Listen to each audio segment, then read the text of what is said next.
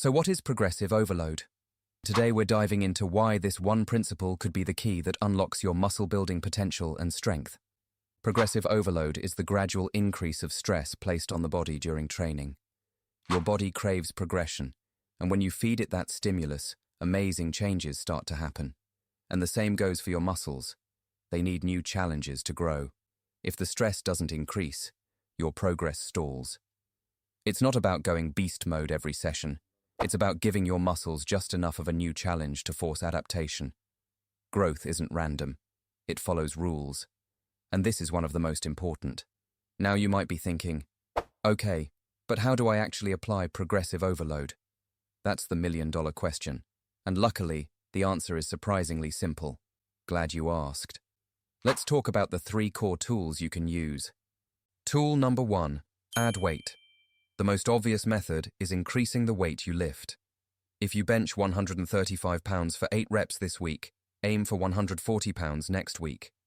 Even a small increase, like 2.5 to 5 pounds, forces your body to adapt to a new level of stress. In this method, I'll recommend to stick to same amount of reps. Let's say 8 reps for week 1, week 2, etc. You need to add weight that allows you to do this 8 reps easily to the 5th or 6th repetition, and to put real struggle to the last 2 or 3 reps. Your body doesn't care how small the increase is. It just knows that the challenge got tougher, and that's enough to trigger adaptation. Over time, those small jumps add up to serious strength and muscle gains. Think of it like compound interest for your body. But what if you hit a plateau?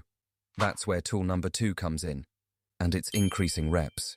When you can't lift heavier, try doing more reps at the same weight.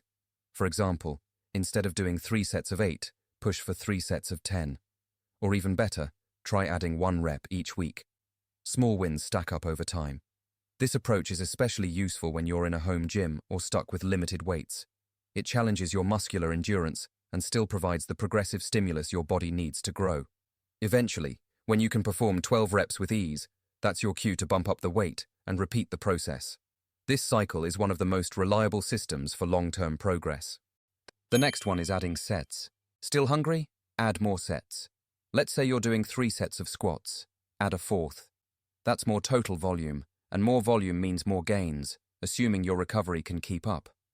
Each additional set increases the workload your body has to recover from, leading to greater adaptation.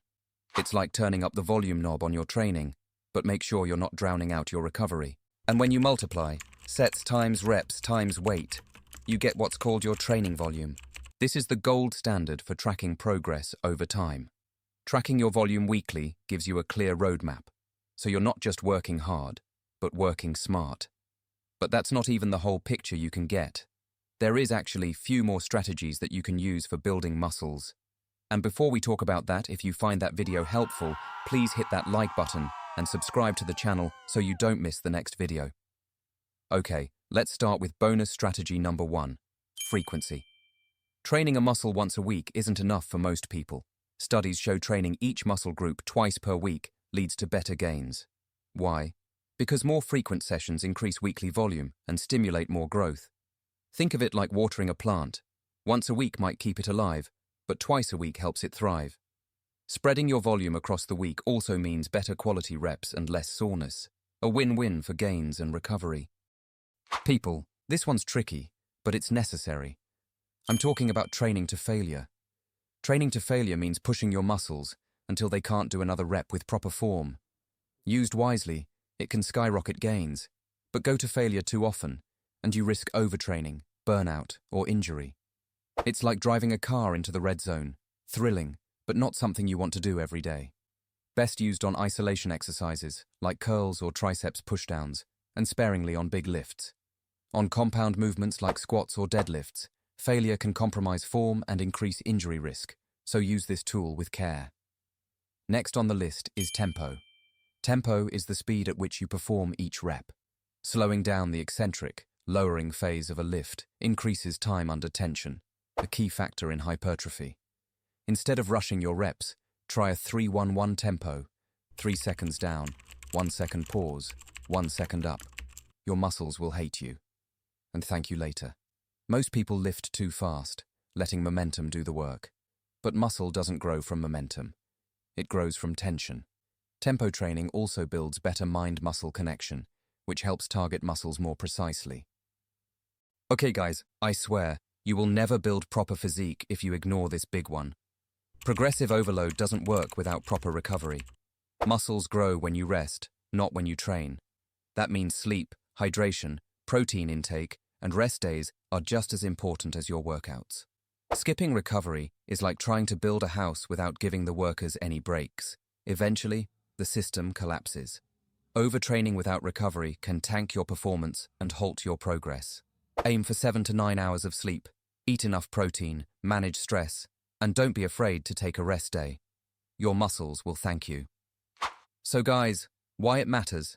After all that we talk about, why is progressive overload so important? Did you figure it out? I'll tell you. Because it's the difference between spinning your wheels and actually moving forward. Without it, your muscles stay comfortable. And comfort is the enemy of growth. You can have the perfect plan, supplements, and motivation, but without overload, nothing changes.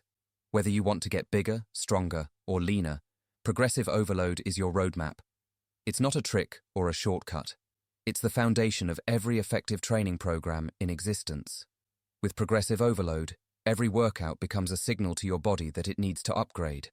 Stronger muscles, better endurance, more efficient recovery.